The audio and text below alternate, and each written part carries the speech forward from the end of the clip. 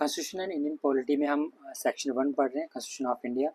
इसमें historical underpinning हम पढ़ चुके हैं, लीगल हिस्ट्री, फीचर्स हम पढ़ चुके हैं और इसी में हमने पढ़ा था parliamentary form of government, presidential form of government, इसमें डिफरेंस क्या है, अमेंडमेंट, सिग्निफिकेंट प्रोविजंस और बेसिक स्ट्रक्चर जो हम पढ़ेंगे अभी। मेकिंग ऑफ कॉन्स्टिट्यूशन हम पढ़ चुके हैं और आज जो हम पढ़ने वाले हैं वो प्रेम्बल। और उसके बाद जो नेक्स्ट सेक्शन होगी गवर्नमेंट, इसमें यूनियन, स्टेट, लोकल एक साथ हम पढ़ेंगे। और उसके साथ जो है order of precedence as topics जो पूछे जाते हैं, सीट्स इन लोकसभा राज्यसभा बार बार पूछी जाती हैं। Special areas administration, UTs, special जो प्रोविजंस हैं कुछ स्टेट्स के लिए, scheduled areas and tribal areas जो एक फेवरेट टॉपिक रहता है यूपीएससी का और अदर जो एग्ज़ाम्स हैं। उसके बाद जुडिशरी को अलग चैप्टर में पढ़ेंगे, सुप्रीम कोर्ट, हाई कोर्ट और subordinate courts. Separation of power, federalism, ये सारा हम पढ़ेंगे इसमें। सेक्शन 5 जो लास्ट सेक्शन है बॉडीज़, उसमें कॉन्स्टिट्यूशनल बॉडीज़ सारी और उसके बाद नॉन कॉन्स्टिट्यूशनल बॉडीज़। और उसमें लास्ट है मिसलिनियस टॉपिक जो थ्योरी एंड कॉन्सेप्ट्स जो हम पढ़ते हैं यूपीएससी सीएससी में। कई बार बहुत से कॉन्सेप्चुअल क्वेश्चंस पूछे जाते हैं थिंकर्स के ऊपर या फिर और जो कॉन्सेप्ट्स हैं वो सारे इसमें पढ़े हैं। उसके साथ साथ जो यूपीएससी प्लस जिसमें एनडीए, सीडीएस, जियो साइंटिस्ट, सीएपीएफ, ये सारे एग्जाम्स में जो क्वेश्चन पूछे गए हैं कॉन्सेप्ट्स के ऊपर जो हम इसमें कवर नहीं करते हैं तो वो अलग से हम इस चैप्टर में पढ़ेंगे। प्रेम्बल से हम स्टार्ट करते हैं। प्रेम्बल में यहाँ पे दिया गया है we the people of India having solemnly resolved to constitute India into sovereign, socialist, secular, democratic republic। ये यहाँ पे 5 जो वर्ड्स यूज़ किए गए हैं, sovereign, socialist, secular, democratic, republic. तो ये यहाँ पे क्या बताते हैं। उसके बाद to secure to all its citizens justice, liberty, equality and fraternity. और उसके बाद जो है वो यहाँ पे डेट दी जाती है 26 नवंबर 1949। तो ये यहाँ पे 4 जो मेन चीज़ें हमें प्रियम्बल में देखने को मिलती हैं। फर्स्ट जो है we the people of India. We the people of India यहाँ पे क्या रिप्रेजेंट करता है, तो यहाँ बता रहा है कि सोर्स ऑफ अथॉरिटी क्या है, सोर्स ऑफ अथॉरिटी। तो यहाँ पे सोर्स ऑफ अथॉरिटी क्या है, we the people of India, यानी पीपल ऑफ इंडिया जो है वो अथॉरिटी है। कॉन्स्टिट्यूशन जो भी पावर डिराइव करता है वो कहाँ से करता है, पीपल ऑफ इंडिया। क्योंकि यहाँ पे जो कॉन्स्टिट्यूंट असेंबली के द्वारा कॉन्स्टिट्यूशन बनाया गया, यहाँ पे कितने 389 मेंबर्स थे, बाद में यहाँ पे 299 हो गए थे। और इनके द्वारा जो कॉन्स्टिट्यूशन बनाया गया, यह जो कॉन्स्टिट्यूशन बनाया गया तो ये किसके रिप्रेजेंटेटिव थे, पीपल ऑफ इंडिया। तो ये पीपल ऑफ इंडिया के यहाँ पे रिप्रेजेंटेटिव कॉन्स्टिट्यूशन जो कॉन्स्टिट्यूंट असेंबली थी और उनके द्वारा जो कॉन्स्टिट्यूशन बनाया गया। तो अल्टीमेट जो सोर्स ऑफ अथॉरिटी है, सोर्स ऑफ पावर जो है वो कौन है, पीपल ऑफ इंडिया। सेकंड यहाँ पे हमें देखने को मिलता है sovereign, socialist, secular, democratic, republic. तो इसका मीनिंग क्या है यहाँ पे, ये यहाँ पे बताना चाहता है कि यहाँ पे नेचर क्या है इंडियन स्टेट का। तो इंडिया जो स्टेट है तो उसका नेचर क्या है यहाँ पे बताता है, सोवरीन है, ये कॉलोनी नहीं है, इंडिपेंडेंट स्टेट है, वो अपने अफेयर्स जो है वो कंडक्ट कर सकती है बिना किसी कंट्रोल के, बिना किसी एक्सटर्नल एलिमेंट के इन्फ्लुएंस के। सोशलिस्ट, सेकुलर, डेमोक्रेटिक, रिपब्लिक, यहाँ पे ये बताते हैं नेचर। इसको हम 1 बाय 1 डिटेल में एक्सप्लेन करेंगे, लेकिन उसके बाद यहाँ पे जो जस्टिस, लिबर्टी, इक्वालिटी और फ्रेटर्निटी, ये जो 4 वर्ड्स दिए गए हैं ये यहाँ पे बात करते हैं आइडियल की, क्या कॉन्स्टिट्यूशन के जो आइडियल्स हैं वो क्या है, या फिर हम बात करें अगर ऑब्जेक्टिव्स ऑफ द कॉन्स्टिट्यूशन। तो फर्स्ट ऑब्जेक्टिव क्या है, जो आइडियल क्या है, जस्टिस, जस्टिस में भी सोशल, इकोनॉमिक और पॉलिटिकल, सोशल, इकोनॉमिक और पॉलिटिकल। लिबर्टी, लिबर्टी यहाँ पे बात करती है liberty of thought, liberty of expression, belief, faith and worship. Thought, expression, belief, faith and worship, तो ये यहाँ पे liberty of thought, expression, belief, faith और वर्शिप। इक्वालिटी की बात की जाती है, 2 टाइप्स की बात की है, स्टेटस की इक्वालिटी और equal opportunity, equality of opportunity. तो ये यहाँ पे 2 आपको याद रखें, status and opportunity, and to promote among them. Fraternity में यहाँ पे यूज़ किया गया डिग्निटी ऑफ इंडिविजुअल, उसका जो यूनिटी एंड इंटेग्रिटी ऑफ इसकी नेशन की। और उसके बाद जो है 26 नवंबर 1949 जो अडॉप्शन की डेट है, कॉन्स्टिट्यूशन की जो अडॉप्शन की जो है डेट है। उसके बाद अगर हम बात करें फिलॉसफी क्या है, तो हम बात करते हैं बेसिस क्या है, जो प्रियम्बल है उसका बेसिस क्या है, तो वो है ऑब्जेक्टिव रेजोल्यूशन। तो ऑब्जेक्टिव रेजोल्यूशन जो जवाहरलाल नेहरू के द्वारा मूव किया गया 13 दिसंबर 1946 में, और उसको अडॉप्ट किया गया यानी पास किया गया 22 जनवरी 1947, जिसको यहाँ पे प्रियम्बल नाम दिया गया। तो प्रियम्बल का जो मीनिंग यहाँ पे मीनिंग है वो है इंट्रोडक्शन, जो ओरिजिनल वर्ड जो है वो है प्रियम्बलस, इसका मीनिंग है इंट्रोडक्टरी स्टेटमेंट। तो यहाँ पे प्रियम्बल में हमें क्या देखने को मिलता है, फिलॉसफी क्या है कॉन्स्टिट्यूशन की वो देखने को मिलती है, और जो डी डी वसु में जो चैप्टर का नेम है प्रियम्बल का, उसका नाम भी यही है, philosophy of the constitution. Introduction और बैकग्राउंड की बात करें तो हिस्टोरिकल प्रेसिडेंट, इसको आपको एक ही याद रखना है कि यहाँ पे जो प्रियम्बल है इंडियन कॉन्स्टिट्यूशन में ये कहाँ से इंस्पायर्ड है। अमेरिकन कॉन्स्टिट्यूशन में यहाँ पे प्रियम्बल को यहाँ पे एज इंट्रोडक्शन यहाँ पे ऐड किया गया है। तो इंडिया ने भी यही प्रैक्टिस जो है अडॉप्ट की है, और इंडिया में भी जो सबसे पहले जो आता है प्रियम्बल आता है, उसके बाद जो है कॉन्स्टिट्यूशन। डेफिनेशन प्रियम्बल का मीनिंग जो है इंट्रोडक्शन या फिर प्रीफेस टू द कॉन्स्टिट्यूशन। इसमें जो समरी और एसेंस देखने को मिलती है, जो लीगल डॉक्यूमेंट है, लॉ ऑफ द लैंड है यानी कॉन्स्टिट्यूशन, उसकी जो समरी क्या है, एसेंस क्या है, वो हमें देखने को मिलता है प्रियम्बल में। यहाँ पे एक जूरिस्ट है N.A. पलखीवाला, वो यहाँ पे प्रियम्बल को identity card of the constitution बोलते हैं। बेसिस हम पढ़ चुके हैं, ऑब्जेक्टिव रेजोल्यूशन इसका बेसिस है, पंडित नेहरू के द्वारा मूव किया जाता है 1940, यहाँ पे 7 को इसको अडॉप्ट किया जाता है। अमेंडमेंट की बात की जाए अगर तो सिर्फ एक बार यहाँ पे अमेंडमेंट हुई है नेशनल इमरजेंसी के टाइम पे, 42nd अमेंडमेंट 1976, और इसमें जो 3 वर्ड्स हैं वो ऐड किए गए, सोशलिस्ट, सेकुलर और इंटेग्रिटी। अर्नेस्ट बार्कर जो है वो अपनी बुक सोशल और पॉलिटिकल थ्योरी में यहाँ पे जो इंडियन कॉन्स्टिट्यूशन का जो प्रेम्बल है उसको रिप्रोड्यूस करते हैं, उसको वो कहते हैं की नोट टू द कॉन्स्टिट्यूशन। तो ये यहाँ पे PYQ है, यहाँ पे UPSC की तरह पूछा गया है। इंग्रेडिएंट्स हम पढ़ चुके हैं प्रेम्बल के, जो हमें 4 एसेंशियल कंपोनेंट्स देखे। सोर्स ऑफ अथॉरिटी हमने देखा, सोर्स ऑफ अथॉरिटी कौन है, पीपल ऑफ इंडिया। उसका जो nature of Indian state, nature देखा हमने, इंडिया का है सोवरीन है, सोशलिस्ट कंट्री है, सेकुलर कंट्री है, डेमोक्रेटिक है और रिपब्लिकन है। ऑब्जेक्टिव हमने देखा, justice, liberty, equality, fraternity for all citizens, और डेट ऑफ अडॉप्शन दी गई है 26 नवंबर 1949। तो सोर्स ऑफ अथॉरिटी में अगर हम बात करें, सोर्स ऑफ अथॉरिटी यहाँ पे जैसे हमारा यहाँ पे कॉन्स्टिट्यूशन बनता है, तो ये यहाँ पे किसके द्वारा यहाँ पे बनाया जाता है, कॉन्स्टिट्यूंट असेंबली के द्वारा। लेकिन कॉन्स्टिट्यूंट असेंबली में जो 389 मेंबर्स थे, जो बाद में इंडिपेंडेंस एक्ट के बाद 299 रहते हैं, तो ये कौन थे, जो थे जो पीपल ऑफ इंडिया के जो हैं वो रिप्रेजेंटेटिव थे। तो जो पीपल ऑफ इंडिया है उन्हीं के जो रिप्रेजेंटेटिव थे कॉन्स्टिट्यूंट असेंबली में, उनके द्वारा ये कॉन्स्टिट्यूशन बनाया जाता है। तो अल्टीमेट अथॉरिटी क्या है, अल्टीमेट जो सोर्स ऑफ अथॉरिटी क्या है वो क्या है, पीपल ऑफ इंडिया। कॉन्स्टिट्यूशन जो अथॉरिटी डिराइव करता है वो कहाँ से करता है, पीपल ऑफ इंडिया। तो उसके बाद यहाँ पे की टर्म्स है, सबसे पहले यहाँ पे सोवरीन, सोवरीन यहाँ पे बात करता है, सोवरीन का मीनिंग है इंडिपेंडेंट अथॉरिटी ऑफ स्टेट।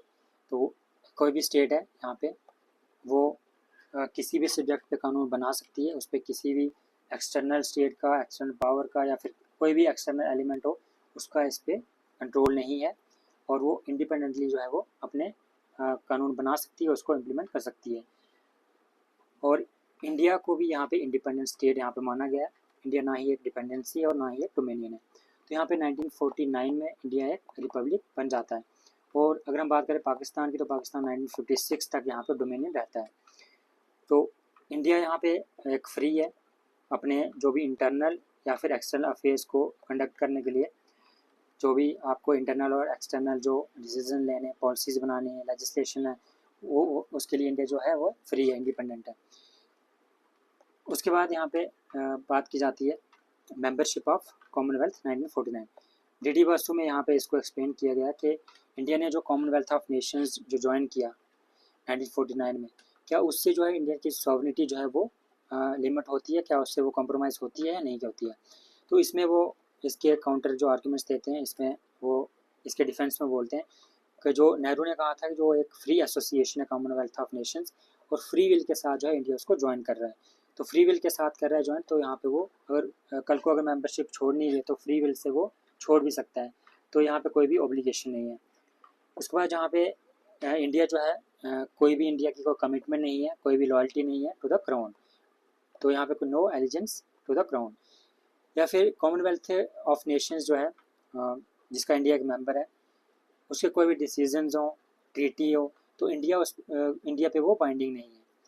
तो या फिर कोई भी फॉरेन अगर एम्बेसडर आता है, जहाँ कोई भी वहाँ का हेड आता है, सोवरीन आता है, तो इंडिया में यहाँ पे उसको कोई भी प्रधानता नहीं देता है। इसमें एक और चीज़ इसके डिफेंस में बोली जाती है कि जो ब्रिटिश कॉमनवेल्थ, जिसका ये पुराना नाम था, कॉमनवेल्थ ऑफ नेशंस का पुराना नाम था ब्रिटिश कॉमनवेल्थ, तो ये क्या था, एक रेलिक था इंपीरियलिज्म का, जिसमें ज़्यादातर वही कंट्रीज़ थी जो ब्रिटेन की जो कॉलोनीज हुआ करती थी। लेकिन बाद में जब इसका नाम चेंज कर दिया गया, कॉमनवेल्थ ऑफ नेशन रखा, तो ये फ्री एसोसिएशन ऑफ नेशंस बन गई। तो इसीलिए यहाँ पे ये एक फ्री एसोसिएशन है। इंपीरियलिज्म की लेगेसी को ये आगे कंटिन्यू नहीं करता है, और इंडिया कल को अगर ऐसा कोशिश की जाती है तो यहाँ पे फ्री विल के द्वारा ज्वाइन किया गया एज पर नेहरू, उसको यहाँ पे इंडिया इसको रिजेक्ट भी कर सकता है और इसके बाहर भी आ सकता है। जैसे अदर क्लाइमेट चेंज की टॉक्स हैं, पेरिस एग्रीमेंट और भी जो अकॉर्ड्स एंड ट्रीटीज़ हैं, या फिर इंटरनेशनल ऑर्गेनाइजेशंस हैं, सुप्रानेशनल जो इंस्टीट्यूशंस बनाए गए हैं, यूरोपियन यूनियन या फिर यूएन, तो जैसे ये काम करती हैं वैसे ही कॉमनवेल्थ ऑफ नेशंस भी काम करता है। तो उस टाइम पे जैसे अगर हम बात करें जवाहरलाल नेहरू ने इसमें इसको क्यों ज्वाइन किया, मेंबर क्यों बने, तो यहाँ पे जो स्कॉलर्स हैं उनके द्वारा ये कहा जाता है कि इंडिया न्यूली एक इंडिपेंडेंट कंट्री थी। उस टाइम पे इंडिया नहीं चाहता था और नेहरू नहीं चाहते थे कि इंडिया अलग हो जाए। तो इंडिया खुद को एक डेवलप करने के लिए यहाँ पे ब्रिटेन की यहाँ पे उसको हेल्प चाहिए थी, इसलिए वो कॉन्टैक्ट में रहना चाहता था ब्रिटेन के। As a sovereign state, India can either acquire foreign territory or cede a part of its own territory. तो यहाँ पे इंडिया एक sovereign state है, उसका ये एक प्रमाण है कि इंडिया कोई फॉरेन टेरिटरी को एक्वायर भी कर सकता है और अपनी जो टेरिटरी का पार्ट है वो किसी दूसरे देश को भी दे सकता है। लेकिन डिफरेंस यहाँ पे इतना है कि एक्वायर करना हो अगर आर्टिकल 2 में आता है, जिसमें आपको 368 के अंडर कॉन्स्टिट्यूशनल अमेंडमेंट की ज़रूरत नहीं है, जैसे सिक्किम के केस में किया गया था। और यहाँ पे अगर आपको सीड करना है, अगर कोई पार्ट अपनी टेरिटरी का किसी को देना है, तो यहाँ पे वो आपको यहाँ पे कॉन्स्टिट्यूशनल अमेंडमेंट के बिना नहीं किया जा सकता। 368 आर्टिकल के अंडर आपको अमेंडमेंट करके यहाँ पे वो पार्ट टेरिटरी का सीड करना है। एग्जाम्पल इंडिया और बांग्लादेश के बीच में जो एक्सक्लेव जो है उनको एक्सचेंज किया गया था, इंडिया और बांग्लादेश के बीच में, वो किया गया था एक कॉन्स्टिट्यूशनल अमेंडमेंट के अंडर। तो यहाँ पे अगर हम बात करें, एक इंटरेस्टिंग फैक्ट है, जैसे यूएस और ऑस्ट्रेलिया, जैसे ऑस्ट्रेलिया और यूएस दोनों देश जो है वो सेंटर और स्टेट के बीच में क्या है, सॉवरेनिटी जो है वो डिवाइडेड है। सेंटर के पास और स्टेट के पास जो है सॉवरेनिटी डिवाइडेड है यूएस और ऑस्ट्रेलिया में। लेकिन इंडिया के केस में ऐसा नहीं है। इंडिया के केस में भले ही सेंटर और स्टेट के बीच में जो पावर्स हैं वो डिवाइडेड हैं, लेकिन यहाँ पे सॉवरेनिटी कहीं भी डिवाइडेड नहीं है। फिर भी अगर यहाँ पे पावर्स डिवाइडेड है, लेकिन फिर भी यहाँ पे सेंटर का यहाँ पे अपर हैंड है। सेंटर जो है स्टेट के जो डिसीजन है, स्टेट का जो लेजिस्लेशन है, उसको यहाँ पे ओवरराइड कर सकता है in case of national interest या फिर और भी नॉर्मल सर्कमस्टांस में बहुत सारे ऐसे केसेस हैं जो हम पढ़ेंगे इंटर स्टेट रिलेशंस में या फिर फेडरलिज्म में हम उसको देखेंगे। तो ये था सॉवरेनिटी के बारे में। और अगर हम इसके बारे में और थोड़ा डिस्कस करें तो इंडिया आज का जो टाइम है वो एक ग्लोबलाइज्ड वर्ल्ड है और काफ़ी जो है कंट्रीज़ हैं वो इंटरडिपेंडेंट है। तो कोई भी कंट्री यहाँ पे कही जाती है, कोई भी कंट्री सॉवरेन नहीं है। लेकिन यहाँ पे सॉवरेनिटी जो है डिफरेंट कंट्रीज़ की वो किस पे डिपेंड करती है, बार्गेनिंग पावर पे। Sovereignty depends upon bargaining power of nation. जिस देश के पास बार्गेनिंग पावर ज़्यादा है उसकी सॉवरेनिटी ज़्यादा है। जैसे एग्जाम्पल, जैसे यूएस की सॉवरेनिटी जो है वो ज़्यादा है किससे, बांग्लादेश या फिर नेपाल से, क्योंकि यहाँ पे यूएस के पास ज़्यादा बार्गेनिंग पावर है, तो इसलिए यहाँ पे वो ज़्यादा सॉवरेनिटी उसके पास है। इंडिया के केस में हम कहा जाता है कि इंडिया जो है एक इमर्जिंग पावर है। कुछ टाइम पहले 1-2 साल पहले यहाँ पे इंडिया का जो स्टैंड था रशियन ऑयल के ऊपर, उसको देख के यहाँ पे बहुत प्रेज़ किया, जहाँ पे अफ्रीकन वर्ल्ड है या फिर एशियन कंट्रीज़ हैं कि यहाँ पे वो यूएस के कहने पर जो रशिया से ऑयल जो है इम्पोर्ट करना बंद नहीं कर रहा है। और फॉरेन मिनिस्टर की जो आपने इंटरव्यू देखा होगा, जो वहाँ पे भी उनका बहुत जो क्लियर जो था वो स्टैंड था कि हम किसी के कहने पर यहाँ पे अपने ट्रेड जो है वो चेंज नहीं करेंगे, रशिया से ही ऑयल जो है वो इम्पोर्ट किया था। लेकिन कुछ टाइम बाद जो चीज़ें बदली तो वहाँ पे देखने को मिलता है कि कैसे बार्गेनिंग पावर कम होती है तो सॉवरेनिटी यहाँ पे इफेक्ट होती है। एक और पॉइंट अगर हम बात करें तो डी हाइफिनेशन जो पॉलिसी है इंडिया की, डी हाइफिनेशन पॉलिसी, जैसे हम अगर बात करें तो पैलेस्टीन को लेकर जो इंडिया की अप्रोच है, ये एक सॉवरेनिटी की बेस्ट एग्जांपल है। इंडिया किसी के इन्फ्लुएंस में आके यहाँ पे पैलेस्टीन से यहाँ पे रिलेशंस ख़राब नहीं करता है। तो ये डी हाइफिनेशन की पॉलिसी भी आप यूज़ कर सकते हैं, कैसे सॉवरेनिटी को के केस में यूज़ की जा सकती है। उसके बाद अगर हम बात करें इसको काउंटर में लिखना होगा तो यहाँ पे आप एग्जांपल लिख सकते हैं चाइना और ताइवान का जो इशू है। यहाँ पे इंडिया चाइना को अपीज़ करने के लिए यहाँ पे ताइवान के ऊपर यहाँ पे क्लियर उसका कोई स्टैंड नहीं है कि इंडिया उसको अलग देश नहीं मानता है, बल्कि जो ताइवान के लोग हैं वो खुद को एक अलग देश मानते हैं। तो ये कुछ चीज़ें आप यूज़ कर सकते हो उसको मेंस में भी। नेक्स्ट हमारे पास है यहाँ पे सोशलिस्ट। सोशलिस्ट यहाँ पे हम बात करें तो इंडिया का एक अपना ब्रांड है सोशलिज्म का, और इंडिया फॉलो करता है डेमोक्रेटिक सोशलिज्म को, जो एक कहा जाता है मिक्स्ड इकोनॉमी में देखने को मिलता है, जहाँ पे पब्लिक और प्राइवेट सेक्टर जो है वो कोएग्जिस्ट करते हैं, रादर देन कम्युनिस्टिक सोशलिज्म। जो कम्युनिस्टिक सोशलिज्म है यहाँ पे स्टेट सोशलिज्म कहा जाता है इसको, और ये क्या है यहाँ पे नेशनलाइजेशन देखा जाता है ऑल मीन्स ऑफ प्रोडक्शन का। तो जो कम्युनिस्टिक जो सोशलिज्म है वो इंडिया फॉलो नहीं करता है, जिसमें स्टेट यहाँ पे क्या करता है, जितने भी मीन्स ऑफ प्रोडक्शन है उनको यहाँ पे नेशनलाइज कर देता है। इंडिया का कौन सा है, डेमोक्रेटिक सोशलिज्म, और जो ज़्यादातर फॉलो किया था मिक्स्ड इकोनॉमी। जो कंट्रीज़ जो है मिक्स्ड इकोनॉमी को फॉलो करती हैं वो वैसी कंट्रीज़ में पब्लिक और प्राइवेट सेक्टर जो है कोएग्जिस्ट करते हैं। गोल क्या रहता है, पॉवर्टी को एंड करना, ignorance, disease, inequality of opportunity, ये सारे क्या हैं, गोल्स हैं जो इंडियन ब्रांड है सोशलिज्म का, उसके जो गोल्स हैं। इंडिया अगर किसी सेक्टर को या कोई जो मीन्स ऑफ प्रोडक्शन है उसको अगर नेशनलाइज करता है तो उसका पर्पस क्या रहता है, पॉवर्टी को कम करना, इग्नोरेंस, डिजीज, इनइक्वालिटी को कम करना, इनइक्वालिटी ऑफ अपॉर्चुनिटी को कम करना। तो ये सारे गोल रहते हैं। आइडियोलॉजी क्या है यहाँ पे देखा जाए तो ब्लेंड है मार्क्सिज्म और गांधीज्म का, leaning heavily towards Gandhian socialism. तो मार्क्सिस्ट और जो गांधीन जो आइडियोलॉजी है उसका यहाँ पे देखने को मिलता है क्या, mixture. Term was added by 42nd amendment 1976 through socialist content was the socialist content was already implicit in the directive principles. ये भले ही 1976 में ऐड किया गया बाय 42nd अमेंडमेंट एक्ट, लेकिन यहाँ पे जो कॉन्स्टिट्यूशन है हमारा वो ऑलरेडी जो है सोशलिस्टिक कंटेंट उसमें यहाँ पे देखने को मिलता है, किसमें, डायरेक्टिव प्रिंसिपल्स में। Objective explain in Congress. तो एक कांग्रेस का सेशन हुआ था 1955 में, वहाँ पे आबादी सेशन हुआ था 1955 में। इसमें वहाँ पे जो ऑब्जेक्टिव है जो सोशलिज्म का उसको यहाँ पे एक्सप्लेन किया गया। तो ये काफ़ी इंपॉर्टेंट पॉइंट है मीन्स के लिए। इंदिरा गांधी का क्या विचार था, वो कहते हैं ये हमारा एक अपना ब्रांड है सोशलिज्म का, हम उन रिसोर्सेज को नेशनलाइज करेंगे जहाँ हमें लगेगा कि वो नेसेसरी है। तो नेसेसरी कैसे डिसाइड होगा, गोल क्या है, पॉवर्टी जहाँ पे कम करनी हो, इनइक्वालिटी ऑफ अपॉर्चुनिटी कम करनी, तो वहाँ पे नेशनलाइजेशन की जाएगी। सुप्रीम कोर्ट यहाँ पे क्या कहता है कि सुप्रीम कोर्ट कहता है यहाँ पे जो नेशनलाइजेशन होगा सोशलिज्म के चलते, उसका रीज़न क्या होना चाहिए, इनइक्वालिटी को कम करना। इनइक्वालिटी को कम करने के लिए आप यहाँ पे नेशनलाइजेशन कर सकते हो मीन्स ऑफ प्रोडक्शन का या फिर अदर रिसोर्सेज का, या फिर स्टैंडर्ड ऑफ लाइफ जो वर्किंग पीपल है उनकी जो स्टैंडर्ड ऑफ लाइफ है उसको इम्प्रूव करना हो तो आप यहाँ पे इसको इम्प्लीमेंट कर सकते हो। उसके बाद अगर हम बात करें सेकुलर यहाँ पे ये भी ऐड किया गया है 42nd अमेंडमेंट 1976 में। ये एक पॉजिटिव कंसेप्ट है। इंडिया की बात करें अगर तो इंडिया के केस में जो सेकुलरिज्म का जो मॉडल है वो यहाँ पे कहता है जितने भी रिलीजन है इंडिया में irrespective of their strength have same status and support from the state. तो हमारे कॉन्स्टिट्यूशन में 25 to 28 आर्टिकल में हमें देखने को मिलता है, और मेन जो है 27 आर्टिकल जो फंडामेंटल राइट में हम पढ़ेंगे उसमें अगर हम देखें तो मेन जो है वो सेकुलरिज्म यहाँ पे देखने को मिलता है। तो अगर हम इसको आर्टिकल 25 to 28 की बात करें जो फ्रीडम ऑफ रिलीजन है, तो ये गारंटी करते हैं एक secular character of the nation. West और इंडियन जो मॉडल है सेकुलरिज्म का अगर हम डिफरेंस देखें तो वेस्ट का फोकस रहता है इंडिविजुअल राइट्स पे, और इसमें जो है स्ट्रिक्ट सेपरेशन रहता है स्टेट और रिलीजन के बीच में। तो स्टेट ये सिर्फ एक पैसिव स्पेक्टेटर है, वो यहाँ पे इंटरव्यू नहीं करता है। इसी को यहाँ पे टर्म दी गई धर्म निरपेक्षता। लेकिन अगर हम इंडिया की बात करें, इंडियन मॉडल ऑफ जो सेकुलरिज्म है वो क्या है, इंडिविजुअल राइट्स भी यहाँ पे फोकस किए जाते हैं, उसके साथ साथ जो कम्युनिटी राइट्स को भी रिकॉग्नाइज किया जाता है। इसको यहाँ पे टर्म देखिए सर्वधर्म समभाव।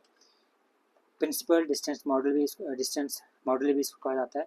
और यहाँ पे स्टेट एक क्या है, एक्टिव रिफॉर्मर है, वो मेयर एक पैसिव स्पेक्टेटर नहीं है, यहाँ पे वो एक्टिव रिफॉर्मर है।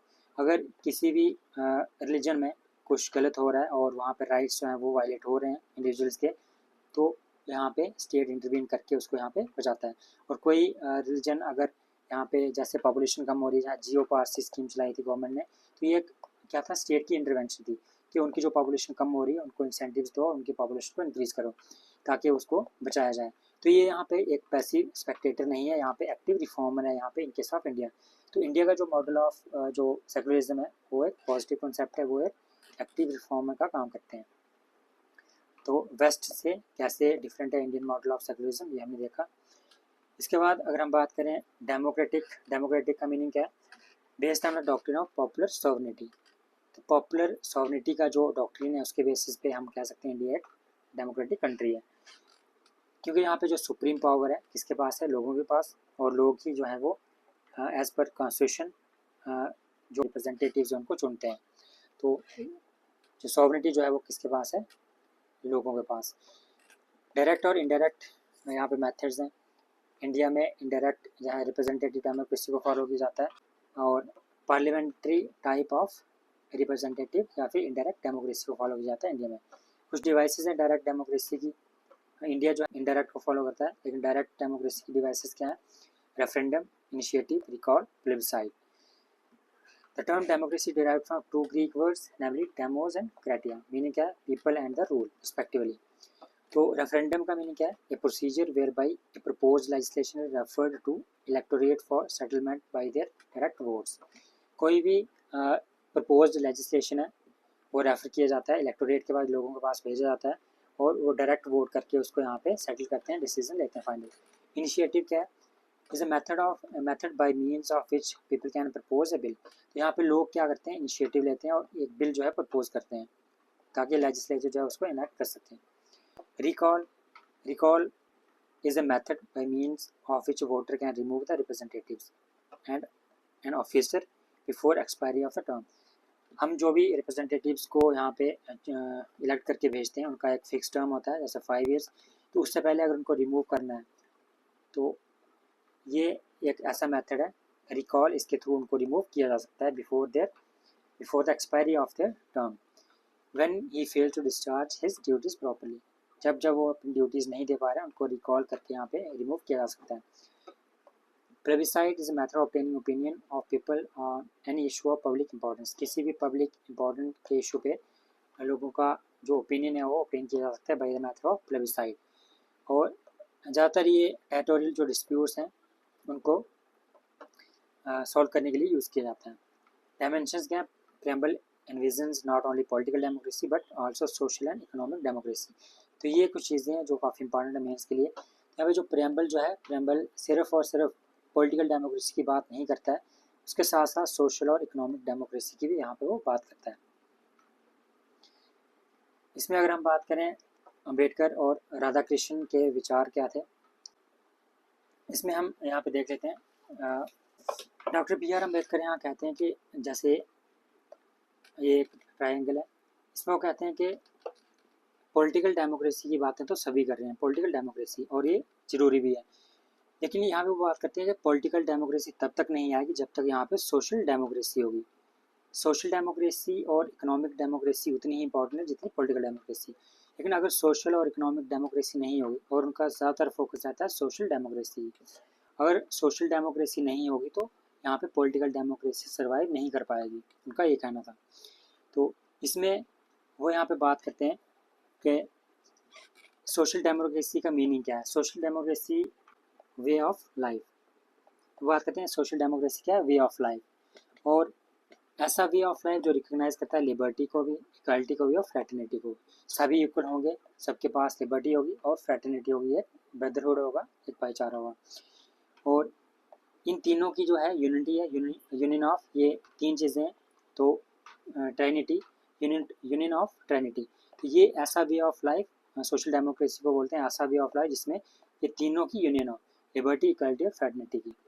और यहाँ पे वो कहते हैं कि ये तीनों इम्पॉर्टेंट है, तीनों इक्वली इम्पॉर्टेंट है। ऐसा नहीं हो सकता कि एक को दूसरे से अलग कर दिया, यहाँ पे लिबर्टी को अलग कर दिया और ये इम्पॉर्टेंट है। अगर लिबर्टी को अलग कर दिया तो इन दोनों का कोई फ़ायदा नहीं है। वैसे ही इक्वालिटी को आप अलग करके नहीं दे सकते, फ्रेटर्निटी को भी अलग करके नहीं दे सकते। वो कहते हैं कि तीनों इंपॉर्टेंट है for the very purpose of the democracy. नहीं तो क्या हो जाएगा, अगर इनमें से एक भी अगर हटा दिया तो क्या होगा, जो वेरी पर्पस है डेमोक्रेसी का वो आपका डिफीट हो जाएगा, डेमोक्रेसी किसी काम की नहीं है। इसलिए वो यहाँ पे सोशल डेमोक्रेसी को इंपॉर्टेंस देते हैं फॉर पॉलिटिकल डेमोक्रेसी। अगर आपको पॉलिटिकल डेमोक्रेसी को सक्सेसफुल बनाना है तो यहाँ पर सोशल डेमोक्रेसी की इंपॉर्टेंस आपको यहाँ पर देखनी पड़ेगी। उसके बाद हमारे पास है रिपब्लिक। रिपब्लिक में यहाँ पे रिपब्लिक क्या इंडिकेट करता है, head of the state always selected directly और इनडायरेक्टली। तो रिपब्लिक क्या यहाँ पे बताता है, जो भी हेड होगा स्टेट का वो यहाँ पे सिलेक्ट किया जाएगा या तो डायरेक्टली या फिर इनडायरेक्टली, और फिक्स टाइम के लिए होगा और हेडिटरी मोनार्क नहीं होगा। इंडिया की अगर हम बात करें तो प्रेसिडेंट जो है वो इलेक्टेड हेड होते हैं और 5 साल के लिए उनको इनडायरेक्टली इलेक्ट किया जाता है। तो यहाँ पे इलेक्ट किया जाता है इनडायरेक्टली इंडिया में प्रेसिडेंट को, तो इसलिए इंडिया जो है रिपब्लिक कंट्री है। पॉलिटिकल सॉवरेनिटी, तो यहाँ पे बात करते हैं पॉलिटिकल सॉवरेनिटी किसके पास है, लोगों के पास, क्योंकि जो हेड ऑफ द स्टेट है वो भी किसके द्वारा इलेक्ट किया जा रहा है, लोगों के द्वारा। बेशक वो इनडायरेक्टली इलेक्ट किया जा रहा है, लेकिन जो लोग हैं उनके जो रिप्रेजेंटेटिव्स हैं उन्हीं के द्वारा उसको यहाँ पे इलेक्ट किया जा रहा है for 5 years। Not a single individual is like a king. उसके बाद एब्सेंस ऑफ प्रिविलेजेस, किसी को भी प्रिविलेजेस नहीं मिलेगी। नो प्रिविलेज क्लास, कोई भी प्रिविलेज क्लास नहीं है। All public offices are open to every citizen without discrimination, जितने भी पब्लिक ऑफिसेज हैं वो सभी के लिए ओपन है विदाउट डिस्क्रिमिनेशन। जस्टिस की अगर हम बात करें, जस्टिस में 3 डिस्टिंक्ट फॉर्म्स वो बताते हैं जस्टिस की। सबसे पहले सोशल, इकोनॉमिक और पॉलिटिकल। जो हमने ट्रायंगल देखा पॉलिटिकल डेमोक्रेसी का, सोशल और इकोनॉमिक, वैसे ही आप यहाँ पे जस्टिस को भी देख सकते हैं। पॉलिटिकल जस्टिस के लिए सोशल जस्टिस और इकोनॉमिक जस्टिस इंपॉर्टेंट है। तो सोशल जस्टिस, इक्वल ट्रीटमेंट दी जाएगी सभी सिटीजन्स को without social distinction based on caste, colour, race, religion, sex. Economic justice का मीनिंग क्या है, non discrimination based on economic factors, aims to eliminate inequalities in wealth and income. Political justice की अगर हम बात करें तो जितने भी सिटीजन्स हैं सबके पास इक्वल पॉलिटिकल राइट है to access to all political office. जितने भी पॉलिटिकल ऑफिस उनको एक्सेस कर सकते हैं, सबके पास यहाँ पे इक्वल पॉलिटिकल राइट है। इसमें यहाँ पे एक केस है, कभी कभी पूछा जाता है, लिली थॉमस केस 2013 और मीन्स की। पॉलिटिकल जस्टिस में हम यहाँ पे एग्जांपल देखें कि लिली थॉमस केस 2013, इसमें सुप्रीम कोर्ट जो है वो स्टक डाउन करते हैं रिप्रेजेंटेशन ऑफ पीपल एक्ट 1951 की सेक्शन 8 सब क्लॉज 4। तो ये इसको स्टक डाउन करते हैं क्योंकि यहाँ पे ये एक सेफ्टी नेट देता था, जो भी MPs और MLAs हैं उनको यहाँ पे इमीडिएट डिस्क्वालिफिकेशन से बचाता था, और 3 महीने का जो है ग्रेस पीरियड देता था अपील फाइल करने के लिए। तो इसको उन्होंने ख़त्म किया। यहाँ पे बेसिकली होता क्या था, जो भी MPs होते हैं या फिर MLAs होते थे, अगर वो किसी भी क्राइम में कन्विक्ट होते हैं जिसकी सेंटेंस 2 साल या 2 से ज़्यादा है तो वो इमीडिएटली डिस्क्वालीफाई होते थे। लेकिन जो यहाँ पे रिप्रेजेंटेशन ऑफ पीपल एक्ट 1951 की ये 8 जो सेक्शन थी, ये यहाँ पे उनको एक सेफ्टी नेट देता था, और यहाँ पे इमीडिएटली डिस्क्वालिफिकेशन जो होती थी उसको यहाँ पे तो जो पर्पस ही था उसका डिफीट कर देता था उसको। और इसमें जो इमीडिएट डिस्क्वालिफिकेशन था उसको अवॉइड करके 3 महीने का इसको ग्रेस पीरियड देता था कि वो आप फाइल यहाँ पे अपील फाइल कर सकते हैं। तो इसको यहाँ पे वो ख़त्म करते हैं, और ये एक काफ़ी इंपॉर्टेंट यहाँ पे जजमेंट है। और उसके साथ साथ अगर पॉलिटिकल जस्टिस की बात करें तो नेगेटिव वोटिंग की भी यहाँ पे नोटा जो ऑप्शन दिया गया, तो ये भी आप इसमें लिख सकते हैं। Ideals of justice are taken from Russian revolution 1917। तो जस्टिस के जो आइडियल्स है वो कहाँ से लिए गए, रशियन रेवोल्यूशन से। उसके बाद अगर हम बात करें लिबर्टी का मीनिंग क्या होता है, एब्सेंस ऑफ रेस्ट्रेंट्स। ये क्वेश्चन यहाँ पूछा भी गया है PYQ। तो लिबर्टी का मीनिंग क्या है, absence of restraints on activities of individuals and providing opportunities for development of individual personalities। तो यहाँ पे क्वेश्चन है। Secures liberty of thought, expression, belief, faith and worship। No absolute, यहाँ पे liberty हो absolute नहीं है, not absolute है but qualified है। Subject to limitations mentioned in the constitution। तो ये जो liberty है ये अपने आप में कोई absolute नहीं है, ये qualified है, इस पे limitations जो हैं वो लगाई गई हैं in the constitution। Ideals of liberty, equality, fraternity कहाँ से लिए जाते हैं, फ्रेंच रेवोल्यूशन जो होता है 1799। ईसा बर्लिन एक फेमस जो थ्योरिस्ट है, वो यहाँ पे बात करते हैं पॉजिटिव और नेगेटिव लिबर्टी के बीच में डिफरेंस बताते हैं, पॉजिटिव और नेगेटिव लिबर्टी। तो इसको हम डिटेल में पढ़ेंगे पॉजिटिव और नेगेटिव लिबर्टी जब हम पढ़ेंगे जो थ्योरी और कॉन्सेप्ट्स का जो लास्ट जो मिसलेनियस सेक्शन होगी उसमें। इक्वालिटी की बात की गई तो absence of special privileges to any section of the society, embraces 3 dimensions civic, political और economic। गांधी क्या कहते हैं, इंडिया ऑफ माई ड्रीम्स में वो यहाँ पे बात करते हैं कि यहाँ पे इक्वालिटी होना ज़रूरी है। महात्मा गांधी जैसे हमने बात की इंडिया ऑफ माई ड्रीम्स, इसमें वो कहते हैं जो सोशल, इकोनॉमिक और पॉलिटिकल जो डेमोक्रेसी है उसके साथ साथ यहाँ पे इक्वालिटी और फ्रेटर्निटी, ये सारी चीज़ें यहाँ पे इम्पोर्टेंट है। तो ये विचार थे एम के गांधी की, इनकी जो बुक थी इंडिया ऑफ माई ड्रीम्स। उसके बाद जो बी आर अम्बेडकर जो हमने देखा, union of trinity, liberty, equality और fraternity can not be divorce from one another, कि ये तीनों जो चीज़ें हैं वो एक दूसरे से अलग नहीं की जा सकती हैं। सिविक इक्वालिटी की अगर हम बात करें फंडामेंटल राइट्स में हमें 14, 15, 16, 17 में देखने को मिलता है। आर्टिकल 14, उसके बाद 18। पॉलिटिकल इक्वालिटी की बात करें 325, 326, no person is ineligible for inclusion in electoral roll, किसमें 325 article. Elections based on adult suffrage 326। Economic equality की बात करें तो DPSP में आर्टिकल 39 यहाँ पे बात करता है लाइवलीहुड की और equal pay.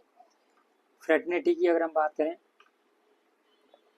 Essence of brotherhood promoted by means of by the system of single citizenship. Brotherhood यहाँ इसको बात करें सिस्टरहुड, तो ये जेंडर जस्टिस में अगर हम देखें जैसे कुछ जजमेंट्स आए जैसे थर्ड जेंडर, ट्रांसजेंडर, इसको रिकग्नाइज किया जाए, तो ये भी यहाँ पे बात करता है फ्रेटर्निटी की और एक डिग्निटी जो है इंडिविजुअल की उसकी। Preamble declares fraternity must assure two things. First, dignity of individual जो आर्टिकल 51 में भी देखने को मिलता है, और unity of integrity of nation जो आर्टिकल 1 में देखने को मिलता है, और साथ साथ में प्रीएम्बल में भी हमें देखने को मिलता है। Self determination of identity article 21 का पार्ट है। The word integrity was adopted by 42nd amendment 1976। Article 1 यहाँ पे साइकोलॉजिकल और टेरिटोरियल डायमेंशंस दोनों को ऐड करता है। आर्टिकल 1 में हम ज़्यादा पढ़ते हैं कि टेरिटोरियल डायमेंशंस, लेकिन इसके अलावा जो साइकोलॉजिकल जो डायमेंशंस हैं वो भी यहाँ पे इंक्लूड किए जाते हैं। जब हम आर्टिकल 1 पढ़ेंगे इसको डिटेल में देखेंगे। Article 51A harmony and spirit of common brotherhood यहाँ में देखने को मिलता है। KM मुंशी यहाँ पे बात करते हैं personality of every individual is sacred. तो ऐसे जो वर्ड्स हैं वो आप यूज़ कर सकते हैं। तो KM मुंशी के बाद क्या कहा जाता है कि जो पर्सनैलिटी है हर एक इंडिविजुअल की वो क्या सेक्रेड है, उसको यहाँ पे उससे छीना नहीं जा सकता, उस पर लिमिटेशंस नहीं लगाई जा सकती। अगर हम बात करें UN का जो डिक्लेरेशन है human rights declaration, UN human rights declaration 1948, उसमें भी अगर हम बात करें आर्टिकल 1 की, आर्टिकल 1 में यहाँ पर कहा जाता है कि जितने भी ह्यूमंस हैं वो क्या है, बोर्न फ्री एंड इक्वल।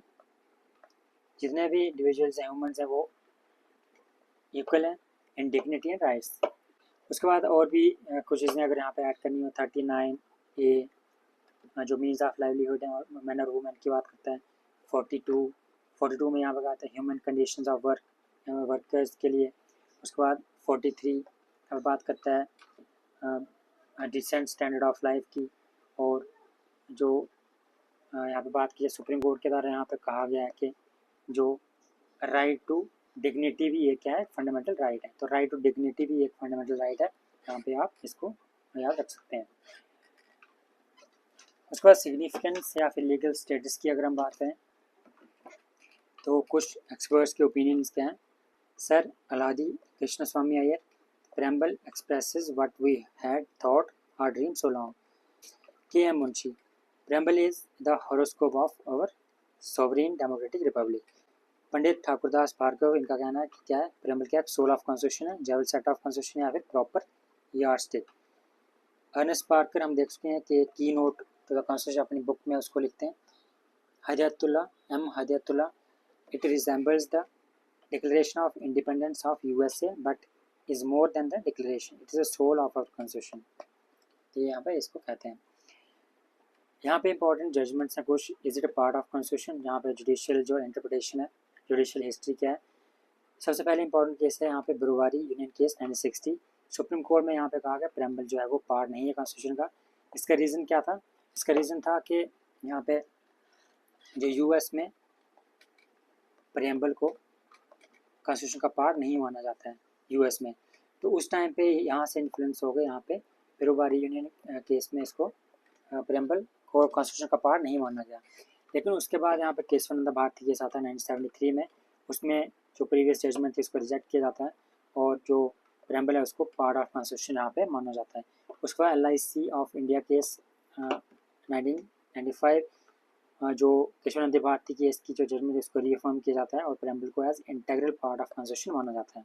तो करंट लीगल पोजीशन क्या है? प्रेम्बल इज़ नॉन जस्टिसेबल है और नॉन जस्टिसेबल मीन्स इसके जो प्रोविजंस है वो इन्फोर्स नहीं किए जा सकते through courts. Provisions are not enforceable in the courts of law. It is neither a source of power नहीं है। ये सिर्फ बताता है कि सोर्स ऑफ पावर क्या है, पीपल ऑफ इंडिया। कॉन्स्टिट्यूशन की जो अथॉरिटी है उसका सोर्स ऑफ पावर क्या है। बट अगर प्रेम्बल अगर हम बात करें in it self is not a source of power, किसी भी ना ही लेजिस्लेचर के लिए ना ही प्रोविशन ना ही कोई पावर को प्रोहिबिट करता है लेजिस्लेचर की। ये सिर्फ एक क्या इंट्रोडक्टरी स्टेटमेंट है जो एक एसेंस है, समरी है कॉन्स्टिट्यूशन की, या इसको हम बोलें अगर तो philosophy of the constitution. Amendability की बात अगर हम करें तो 368 आर्टिकल के अंडर एक क्वेश्चन था कि प्रेम्बल को अमेंड किया जा सकता है या नहीं किया जा सकता। 1973 में जो आती केशवानंद भारती केस उसमें कहा जाता है, सुप्रीम कोर्ट के द्वारा कहा जाता है कि इसको अमेंड किया जा सकता है provided that basic features of the are the fundamental elements of the constitution are not destroyed. Amend इसको किया जा सकता है लेकिन जो बेसिक फीचर्स हैं, जो फंडामेंटल एलिमेंट्स हैं कॉन्स्टिट्यूशन के, उनको यहाँ पे डिस्ट्रॉय नहीं किया जा सकता। तो हिस्ट्री क्या है इसकी, एक बार इसको अमेंड किया 1976 में। सोशलिस्ट, सेकुलर और इंटीग्रिटी वर्ड यहाँ पे इसमें ऐड किए गए हैं। तो बेसिक स्ट्रक्चर की बात करें तो बेसिक स्ट्रक्चर यहाँ पे इंडियन कॉन्स्टिट्यूशन में कहीं भी मेंशन नहीं है। ये एक एवोल्यूशन है, यहाँ पे जुडिशरी के द्वारा इसको इवॉल्व किया गया है और डिसाइड कौन करेगा कौन सा जो पार्ट है कॉन्स्टिट्यूशन का वो बेसिक स्ट्रक्चर है या नहीं है। बहुत सारी जजमेंट्स हैं जब हम बेसिक स्ट्रक्चर ऑफ कॉन्स्टिट्यूशन पढ़ेंगे उसमें हम देखेंगे वो बेसिक स्ट्रक्चर है और भी क्या ऐड किया जा सकता है वो कौन डिसाइड करेगा, जुडिशरी। तो जुडिशरी टाइम टू टाइम ये डिसाइड करेगी बेसिक स्ट्रक्चर ऑफ कॉन्स्टिट्यूशन क्या है जिसको चेंज नहीं किया जा सकता है। एवोल्यूशन ऑफ प्रीएम्बल स्टेटस जैसे हम देखा 1960 बरवारी यूनियन केस, इसमें वो कहा गया कि पार्ट नहीं है, not a part of constitution. तो ये हमने देखा क्यों यूएस से यहाँ पे इसको कॉपी किया गया, लेकिन बाद में इसको चेंज किया गया 1973 में केशवानंद भारती केस। इसमें कहा गया कि जैसे कॉन्स्टिट्यूशन बनाया गया है वैसे ही इसको भी इंट्रोड्यूस किया गया है, मेंबर्स के साथ डिस्कस किया गया है कॉन्स्टिट्यूंट असेंबली में। तो ये भी एक पार्ट है कॉन्स्टिट्यूशन का, सेम प्रोसीजर फॉलो किया है जैसे जो रिमेनिंग जो मेन जो कॉन्स्टिट्यूशन है उसको किया गया था। तो ये क्या है, एक पार्ट है कॉन्स्टिट्यूशन का और इसको अमेंड भी किया जा सकता है। अगर वो पार्ट है तो उसको अमेंड भी किया जा सकता है under 368 provided the basic feature remain intact. तो बेसिक फीचर जो है वो इंटैक्ट रहने चाहिए, यानी बेसिक स्ट्रक्चर आप चेंज नहीं कर सकते। और वो कौन डिसाइड करेगा, जुडिशरी। 1995 में देखा LIC ऑफ इंडिया केस। तो ये इसमें कहा गया कि जो प्रेम्बल है वो एक इंटीग्रल पार्ट है कॉन्स्टिट्यूशन का। नेचर ऑफ स्टेट यहाँ पे बताता है, फिलोसफी ऑफ आइडियल्स कुछ तो देखें हमने प्रेम्बल में, ये सारे प्रेम्बल में दिए गए थे। सॉवरेनिटी, सोशलिस्ट, गांधी और मार्क्सिज्म हमने देखा, फेबियन सोशलिज्म जिसको कहते हैं, सेकुलर, पॉजिटिव सेकुलरिज्म, डेमोक्रेटिक और रिपब्लिक। मेंस में अगर ऐसा क्वेश्चन है तो इसको हम ऐड कर सकते हैं, जैसे इंक्लूसिव जो इंडिया स्टेट है इंक्लूसिव स्टेट है, क्यों, क्योंकि यहाँ पे कॉमन इलेक्टोरेट है। आर्टिकल 325, 326 जो हमने पढ़ा इसको आप यूज़ कर सकते हैं। मॉडर्निस्ट है, modernity, modern polity, reforms, inquiry, scientific temper, ये सारी चीज़ें हमें देखने को मिलती हैं। और UCC भी यहाँ पे देखने को मिलता है आर्टिकल 44 में। वेलफेयर स्टेट है, मिक्स इकॉनमी है, पॉजिटिव लिबरल जो अप्रोच है उसको फॉलो करते हैं। और 38, 39 आर्टिकल में आप इसको देख सकते हैं। सिविलाइजेशन स्टेट जो यूरोप का जो स्टेट का कॉन्सेप्ट था नेशन स्टेट का, वैसे इंडिया कोई इन द नेशन स्टेट नहीं है in the strict sense. India का एक सिविलाइजेशन स्टेट है। Individualist, dignity of individual, fundamental rights यहाँ पे काफ़ी इंपॉर्टेंट है। और इंडिविजुअल का एक कंप्लीट एंटिटी है। और आर्टिकल 21 और 25 में आप इसको यहाँ पे देख सकते हैं। और इसके साथ यहाँ पे कलेक्टिव राइट्स भी हैं और ये सारी चीज़ें आप यहाँ पे ऐड कर सकते हैं। इसके बाद नेक्स्ट वीडियो हम जो जितने भी UPSC के PYQs हैं प्रेम्बल को लेकर वो हम सारे यहाँ पे डिस्कस करेंगे। पहले तो UPSC के और उसके बाद UPSC के अलावा जो भी UPSC पेपर लेती है जिसमें NDA, CDS और उसके बाद जियो साइंटिस्ट, ये सारी चीज़ें हम इसको डिस्कस करेंगे। CAPF का